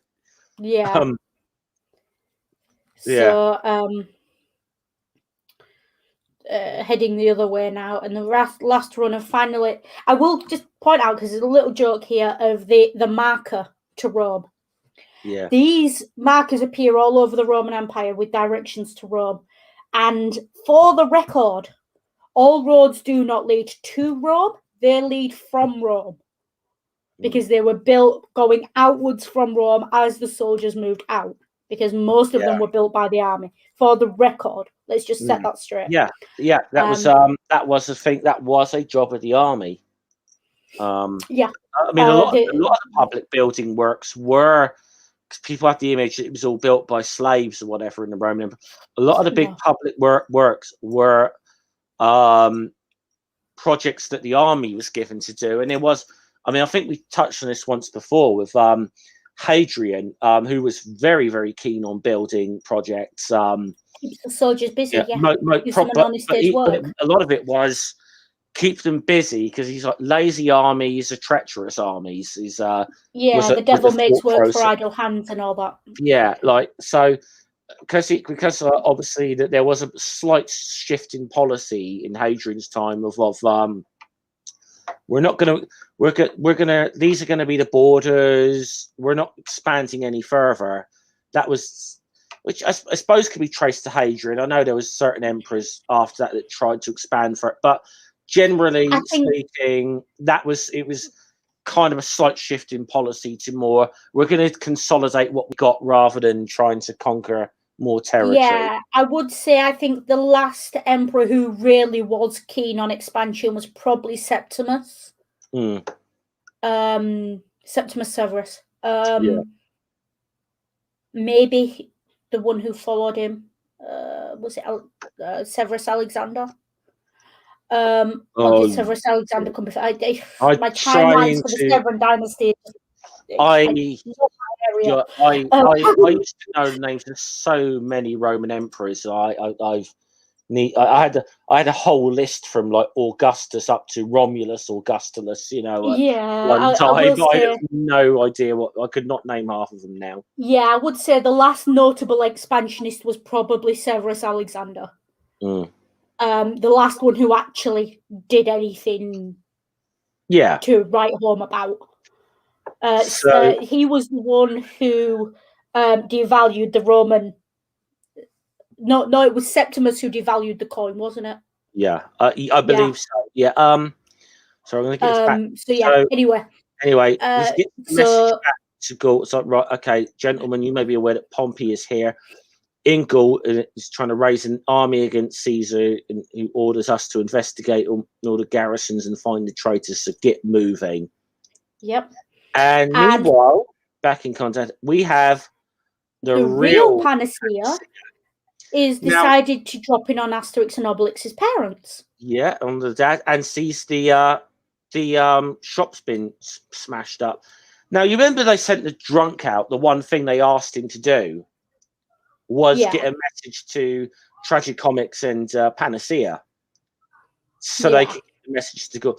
So, okay, he fails in that, but he inadvertently sets in the chain the emotions that get Caesar involved as well. Yeah. And thank the gods for rubberneckers, say what you want about that one person who's always at the window when something happens in the local area. They're useful. As this woman here, you know, I saw the prefix guard take them away. I was watching, so she's heard now, and she's gone to Tragic Comics, and he's immediately, come on, let's go rescue them. We must go warn them. And this couple are just so wholesome. Yeah, they are. They are. I mean, he is drawn very much as the sort of very. He's a bit of a He-Man, isn't he? He is. Yeah. It is bloody He-Man almost, isn't it? If they'd drawn any more muscles on him, he would be He-Man.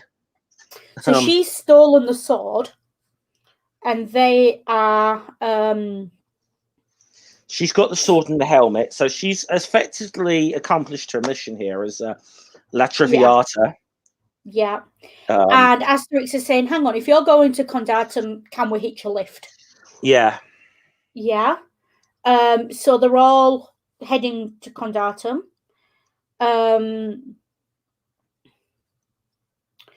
LaDonna Immobile, Obelix, you know, women are changeable. The woman is flexible, I suppose, or the woman is movable. The idea she's entitled to change her mind. You know, it's a woman's prerogative. Yeah.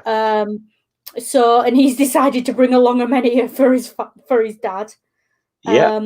And this is where we find out that Dogmatics has gone off dating. And Obelix is quite sad. Yeah, basically, I've lost my little Dogmatics. Where's he gone? Dogmatics will come back. Never fear. He will come back. Never fear. So we've now got Centurion, gymnastic apparatus. Your orders are to investigate the whole sector in order to identify and expose legions in Pompey's pay. It won't be easy if they don't have any distinguishing marks, General. Never mind. Obviously, they are legions. Yeah. Decurion Cophlinctus. Cophlinctus. The cough medicine. As in simple linctus. You and your men are to comb the whole sector and pick up Pompeians who are legion here. Just as you say, but how do we recognize a Pompeian when I see one? Never mind that. Get moving. Get moving. Yeah. A bit of a little trip. It'd be a bit of a humor on the fact that quite often in Rome's history, there's civil wars. Yeah. Yeah. And don't question orders. Just do it. And shit runs downhill. Until they meet on the road there, and it's like, halt there. Who goes? Are you a Pompeian legionary? So it's a fair cut. So it's like you'll be caught. So they're all accusing one another here. Yeah. They're shouting on them, and they're about getting ready to go at one another. Meanwhile, there's a cart rushing along the road with our heroes in tow. And Romans, there's Romans fighting each other. That's not fair, fighting amongst themselves. Little bit of potion, and they join in. Have a bit of fun with the Romans, as they do. Yeah. Out. Other fish to fry. Would you like them battered? Take that. You've had your chips. That's a very British joke, isn't that? That's British. That's very British in the translation. I'd love to know what that was in the other versions. Now the cart's disappeared. So they've left. Of course, they've left them behind because, of course, this is the spy. These are the spies. Yeah. Funny thing for them to do. And he assumes Panacea is prisoner. We must catch up with him. Her behaviour's been off. And even Obelix, like me too, she's been a little cooler to me than usual. Yeah. So even he's kind of somewhat realised that there's there's something going on, and it's like even though I mean, even though obviously the Panacea is always nice to Obelix, even if she's not interested in because she's in love with someone else. She's always very nice to him. Yeah, and she wasn't this time. So she's saying chuck the money, and I do like this little, again, another biblical allusion. I'm corrupt, deceiver, a liar, and a conspirator, but who am I to cast the first stone? Jupiter's thunderbolts. And then they meet Tragicomics in the road, which, you know, a lovely comedic timing. And he's looking at, is that Panacea? What? Yeah, it's classic, classic. What are the odds sort of thing here? Yeah. It's the real Panacea, and she's like, who are you and why this masquerade? And, you know, and this one, I'm a humble money delivery man, and I'm happy to make way for you. But I only know one money delivery man, and he's not a rat bag like you.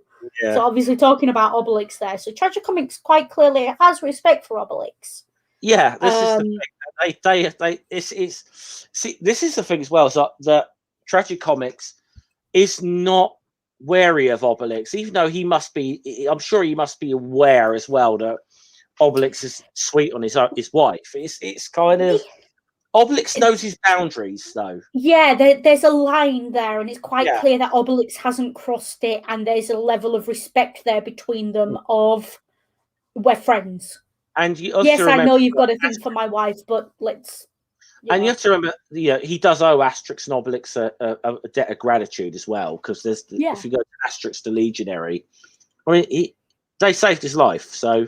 Yeah, they did. So yeah, but this actress decides she's going to try and pretend to be Panacea, and Panacea is not impressed.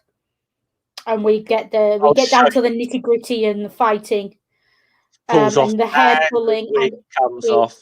Wig. Yeah, Latravia there. No need to make a great song and dance about it. She's an operatic singer and actress. I love the fact she says, "Oh, very well. I'm the great Roman tragic actress and operatic diva, La Traviata." So no need to make a big song and dance. So I love the fact even she's like, "Yeah, I'm a diva. Deal with it." I will point out she's got a bit of an attitude that doesn't quite fit for an actress in this era. Yeah. There were the bottom three rungs of society kind of went slaves, prostitutes, actresses. They were kind of all on the same level. It was not. I mean, yeah, people, they had fans and they had people who, you know, followed them, and they kind of were the B-list celebrities of their day, but they weren't. It wasn't an appropriate career for anyone who had any other prospect. It was one step up. It was considered one step up from being a prostitute, as was being actually a gladiator for the men. But this is was not obviously considered an honourable career. But this is obviously like more. This is obviously more of a trope on like modern day Hollywood. Actresses. Like you know, who've got a reputation for being a bit diva-ish, you know, like Gwyneth Paltrow, for example, has got a bit of a reputation for that. Kristen Stewart's got a bit of a reputation for it, you know. And we've missed something, and there was something I wanted to mention that Jennifer Lopez massively has a reputation for it. Yeah, I want to go back, because do we remember when our drunk friend was kicked out of the bar? Now, where is it? He was kicked out of the bar, and it was so subtle we totally forgot to mention it.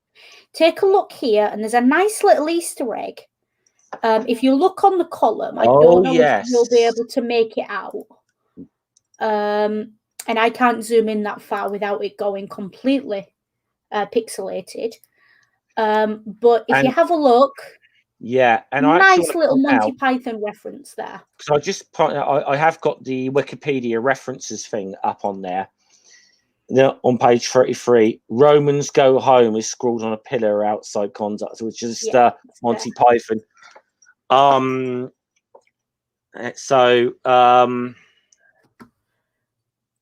Yeah, so just wanted to go back and do that because I'd totally forgotten about that. But yeah. We were on page 40. But yeah. Just going back to that. Because there's quite a few references to various things, but that's a fun one.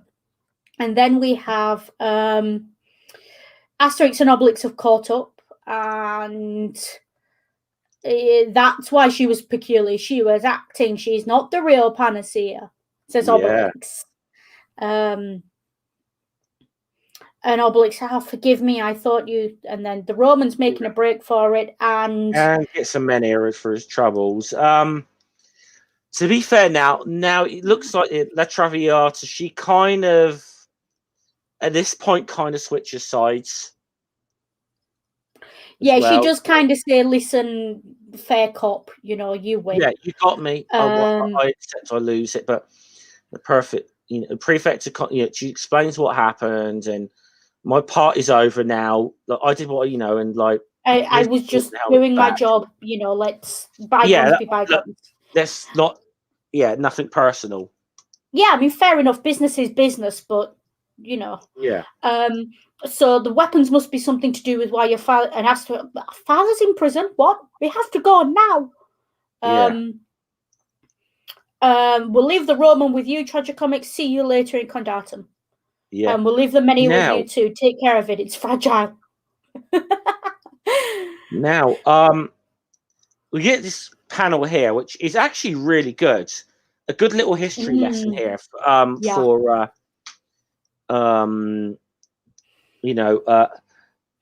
you.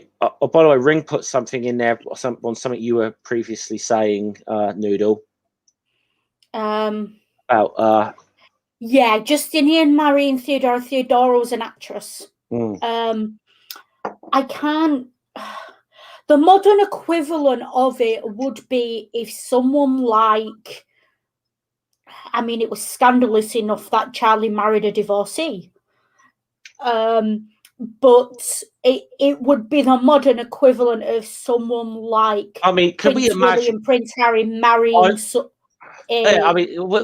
imagine it could imagine a member of royalty marrying an actress, and it would never happen these days. Oh, and it would not be controversial. Yeah, no. Enough said. Enough said. But I will point out that this is the equivalent of, Harry or William picking up a streetwalker and bringing her home to the Queen. Is what we're talking about here. I'm pretty sure back in Victorian era, wasn't it the Duke of Clarence was caught in a scandal with something along those lines? Listen, these upper class boys have got to learn how to make new princes somewhere. There is a little, but there is also a little bit of a rule of don't get caught doing it though. What we were saying earlier about go so you his greatest enemy. I can well imagine that he's trying to raise an army against Caesar in Gaul, which would explain a certain amount of confusion among the Roman legions. Understand? Obelix's response: These Romans are crazy. He's not wrong. It's not too. I mean, effectively, if this is an introduction for a little introductory statement, okay. And I remember what I've said before. Remember what I've said before about these books. As a young kid, got me interested in Roman history. That that is a good little introductory paragraph to what happened. Yeah. I mean, obviously a lot more complex than that going on, but in a very simple terms, that's what kicked it all off between Caesar and Pompey. That's the too long didn't read version of it. Of what happened. I will say, if you do decide to go down that rabbit hole, the only time I've ever seen more complicated internal politics anywhere than the Caesar Pompey Crassus triumvirate, and then the Caesar Pompey Marcus triumvirate, and then is the Russian Civil War. So make sure you've got a pen and paper to hand, and don't be afraid to draw diagrams to keep track of it. Well, I got a shit ton of books on the Russian Revolution up in front of me right now. So whites, reds, and blues, and greens, and well, it's weird going through all the groups on the left in Russia, from the Bolshevik, the Menshevik, the Socialist Revolutionaries, the left Socialist Revolutionaries. It's all there's massive melting pots of different groups there. Yeah, and they splintered, and and the Mensheviks don't like the Bolsheviks, who don't like the Socialists. Yeah, well, the Mensheviks are like Mensheviks were like the Russian equivalent of New Labour. So yeah, the Bolsheviks were more of your. They were hardcore revolutionaries. I mean, they were revolutionary socialists. Yeah, I mean, isn't that Lenin?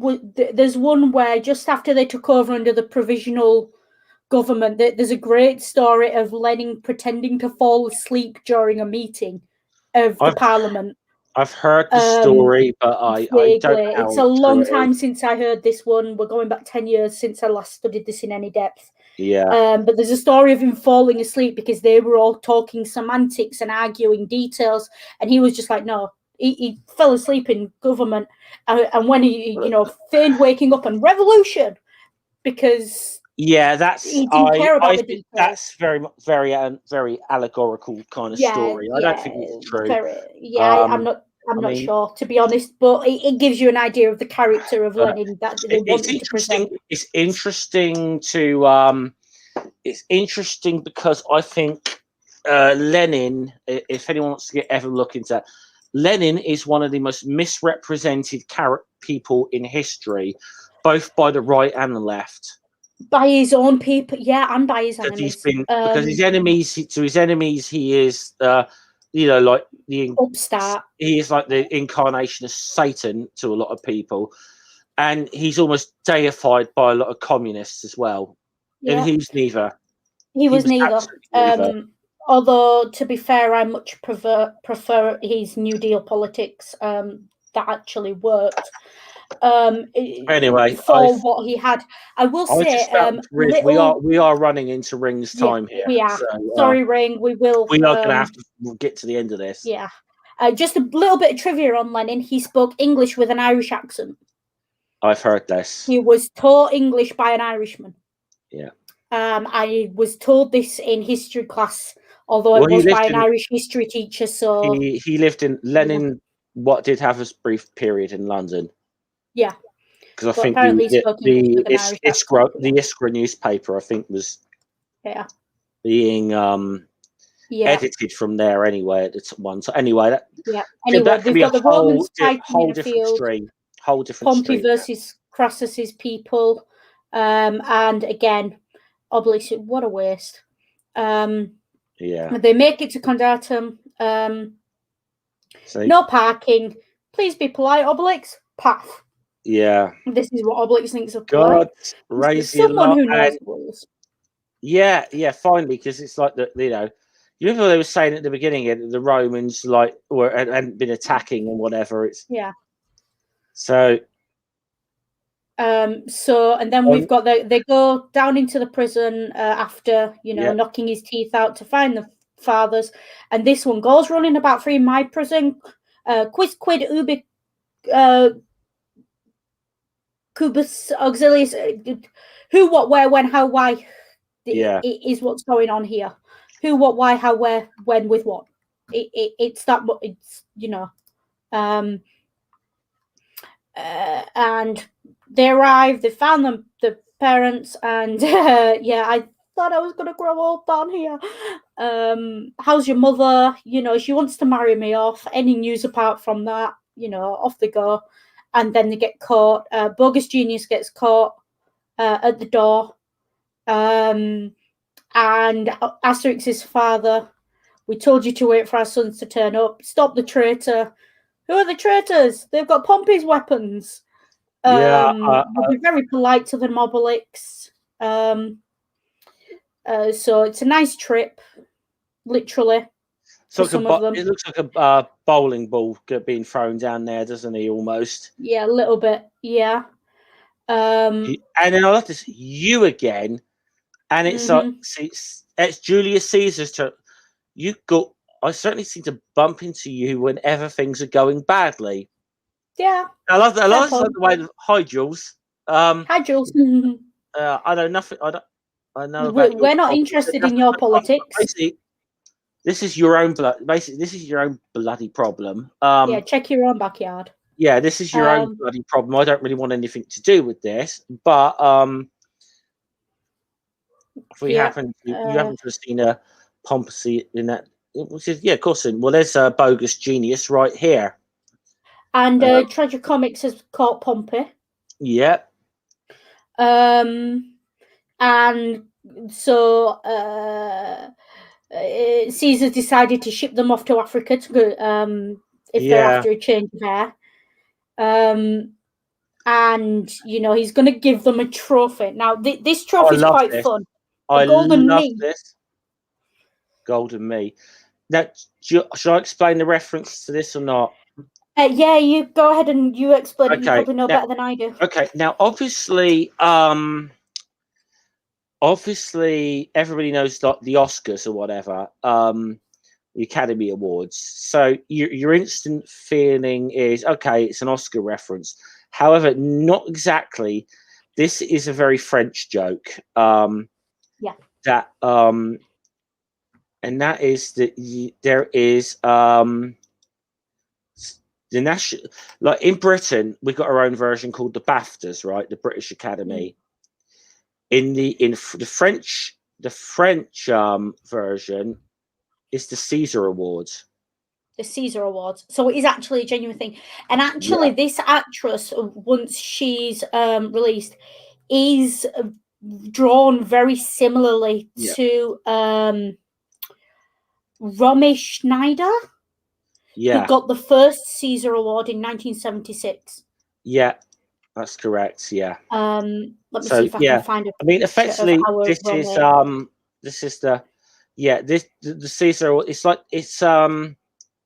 It's kind of the French BAFTA is what it is. Which is like not quite as prestigious as the Oscars or whatever, but very prestigious in its own rights. The British Academy Awards are very, and the Caesar Awards, obviously in France, it is like they are. She absolutely is. She absolutely is a caricature on this. Yeah. So, should we get? We got to get. So let's get back to that. I love that. Give a woman a trophy for acting. That's ridiculous. Caesar say. Yeah. And again, highly reminiscent of the actual attitude towards actresses at the time. Yeah. And they're going to fix up the shop. Many hands make light work and all that. And the actress is asking forgiveness, and we bear no grudges. And give her a Roman lady left this robe with her. She lost everything but her sandals at Dice. And they give it to her, and they give. She's got a very, very Romanesque sort of like her hair's been braided nicely as well, isn't it? Notice this. I shall never forget the generosity of those unjustly described as barbarians. Yes, by you. That bit she leaves out. It's a bit of an Oscar speech, isn't it? It's an acceptance speech, yeah. And I have to gives Asterix a little peck on the side as well, doesn't she? In a minute, and I do like this one. Wooer, we have our Fast and Furious is back, and the comment here: he looks stoned out of his mind. One of your many was it? Well, only a little one. And then a peck on the cheek for Asterix, and off she goes. And even his dad. Five women's what you need, son. Oh, so don't you start. Yeah. So heading back to the village. Yeah. And they're going to change the name of the shopping condatum to the Flying Mania. We'll mind some fly by night doesn't make off with it. That's a very British idiom, that isn't it? Fly by night merchant. That's a good one, yeah. Yeah. For those who aren't aware, fly-by-night merchant. Imagine a fella in. It's a bit of a Del Boy. It's a fella in a market with a suitcase. Someone today, very gone tomorrow. Someone very short term. Yeah, business like no money back, no guarantee. Someone in a get rich quick scheme. Bit of yeah. So anyway, they head back to the village, and we're gonna get to our traditional final panel. Now, when I read this earlier the week, I teased Noodle that you're gonna love the final panel. I cooed out loud when I read this at 7:30 this morning. I teased Noodle. You are just going to go. You're gonna love this final panel for one thing only. Adorable. So, warning: if I coo, it's not deliberate. But this is adorable. Look at it. Well, just ignore all the speech bubbles and all that. Remember we said and his family, and it's Dogmatix and his girlfriend have had a litter, and we got a few puppies. We got little Dogmatix running it. I mean, the only thing more adorable than Dogmatix himself is a Dogmatix puppy. Let's be honest. Yeah, let's be honest. And you've got the puppies are drawn as well. Like some of them are mini Dogmatixes, and some of them are Dogmatix's girlfriend, I suppose. Yeah. And there's one drawn there who looks like a cross between the two of them. So it's very cutely done. Yeah. Like it is very adorable. I want the spin-off series of Dogmatix and his puppies. I want this. Yeah. So you've got Obelix's mother telling her. Is also here, as usual, cacophonics there, with the bits, and we've got they've smashed up Pompey's sword and helmet, by the way, and La Traviata's wig is there, so as well. And Obelix is saying, I shan't be happy until Dogmatix turns up. He's coming, Obelix. You're in for a surprise when you get to see him as well, Obelix. Yeah, and the mother's nagging the fathers, you ought to watch your cholesterol, and that beer doesn't agree with you. Very traditional parents there. As Ring said, puppies in this chat. Puppies. Puppers. We got puppers and good doggos. To be honest, that's the best note to end a stream on, isn't it? It's absolutely adorable. Puppies. Yes, it's adorable. Puppy dogs is a great note to end this stream on, I think. So I like this one. This was a fun one, wasn't it? Let's be honest. Like, I have to be honest. I'm so glad that ending came at the end of a very wholesome book. Because I can enjoy it and just be like, puppies! It really is really cute. And you the grin on my face. I thought this was good because we've had a couple of them now. Even though last week's wasn't too bad, it had a lot of problems. And then the week before that, we went through a story which was left a bad taste in our mouths, to be honest. And this was a total palate cleanser this week. It was wholesome and adorable and fun, and one or two things that I think honestly I wouldn't have picked on the joke about Asterix being concussed and led on and other things had we not had those less than favourable ones previously. Yeah. They kind of made me sensitive to it in this one. But all in all, a nice, wholesome return to form, which, we've been needing. Well, I think we've been needing that for the past few weeks. I've needed the release valve of just having a bit of fun with these stories again. It didn't feel like a chore for once. And I kind of forgotten what that feels like. Because we've had it's been a while, and I just think it was nice to have this one this week as well. It was just and this one is very much a greatest hits of Asterix and Obelix. It's got all the right ingredients, little bit of history, a little bit of Latin, little bit of humor, a little bit of fighting. these Romans are crazy, dogmatics. It's all in there. It's just a nice it's all the best bits. I mean, I wouldn't say it's like the greatest Asterix story ever, but it's a nice, good story. It's just got relatively inoffensive. Nice family vibe going off to it. I liked meeting the parents. To me, I think this is one of my favorites. Just because of that whole family vibe it's got going on, and that very sort of. This one feels very British to me. It's got a very British caper sitcom feel of it. It feels like a sitcom at this point.